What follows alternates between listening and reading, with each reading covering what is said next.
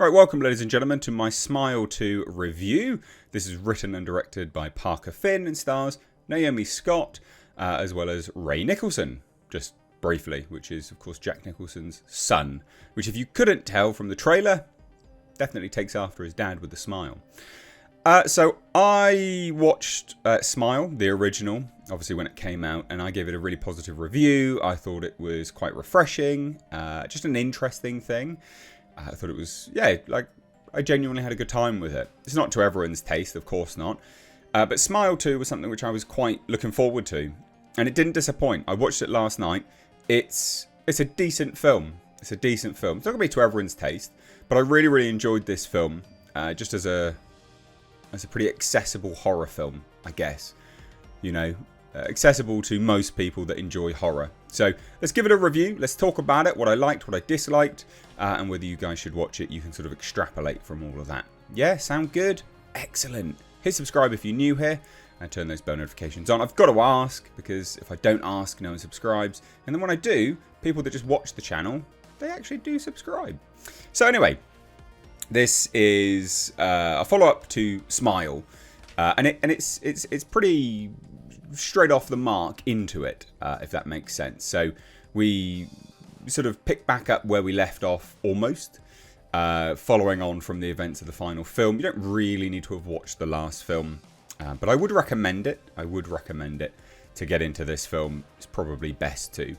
And it sets the stage pretty quickly, actually, as a much bloodier, much gorier film than the first one.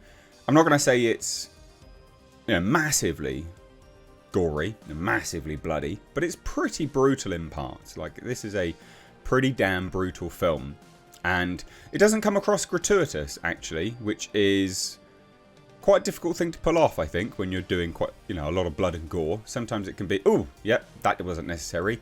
I think everything that you see in this film that is bloody and gory does actually serve a purpose. Now, in the UK, this is an 18, which I presume in the US would be like a hard R film. I guess, I don't know. And then we basically jump straight to our leading lady, Naomi Scott, who I've got to say, I'm not really familiar with her as an actor. She's synonymous with Power Rangers, if I remember rightly. She got the body for Power Rangers, for sure. She's a very fit and athletic individual. You can definitely tell that. And she is a global pop sensation. She's about to embark on a world tour. She ruined her last world tour with substance abuse, and also the death of her partner, played by Ray Nicholson. Well, she didn't ruin it, but that was also subject to it, her ending her world tour. So she's just about to embark on it, and she has a history of substance abuse, and her partner, late Ray Nicholson, died in a car crash that she was also in. And so, she's got pain issues, and she wants to go get some Vicodin. So she basically, calls a dealer that she knows from high school, and heads on over to his place. And that's basically what you see in the trailer. So if you see in the trailer, this isn't really a spoiler, by the way, but you see in the trailer, there's that guy that smashes his face with the, 44-pound plate, weight plate, a 45-pound weight plate. So that's how she gets the smile demon. Okay, obviously, it's in the trailer. It's not a spoiler. That's how it happens. And then from there, you are essentially just watching her unravel, in a really beautiful way. Like, it's really well done. Naomi Scott puts in a fantastically nuanced performance, I think. Like, this is the performance of her career. I think most people would probably agree with that, even if they are used to her other performances. It's an exceptional performance from this individual. Now, it's bloody nuanced. I was really quite impressed. Now, does this movie retread a lot of what the original does? Yes, it does. Like, absolutely it does. Like, it's a bunch of people smiling and then someone going insane and sort of coming to terms with potentially what's happening to them, etc. Which is what the original did in its core. Like, if you're looking at it as a vague overview, yeah, it's similar to the original in that regard. Are there distinct differences, and is there some sort of expansion to the mythos overall of what this Smile demon is, this cosmic entity. Yeah, there is actually. There's a fair amount of layers here. It's not hugely layered, but there are some deeper things running through this film. Parker Finn has substantially expanded the mythos, that make people who liked the original and was, they enjoyed cosmic entities and like, oh, what's this and how to kill it and blah, blah, blah, all that kind of stuff. They will go, oh, okay, so there is more here. There really is more here, massively.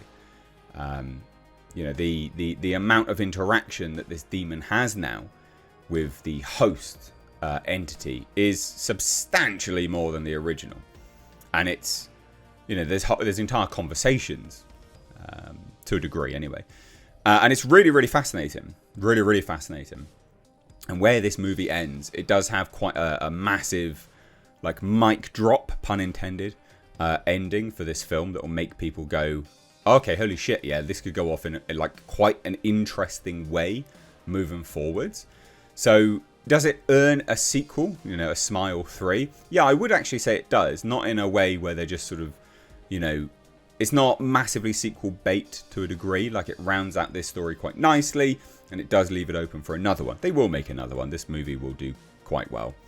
And I'm happy for that. Like, I don't mind seeing another one of these films. I don't want to see these for, like, the next decade. I think that'd be boring as hell. But give me another one. Yeah, I'd be interested. And start to round it out. Give us a little bit more information on what this creature is, what it does, how to kill it, etc.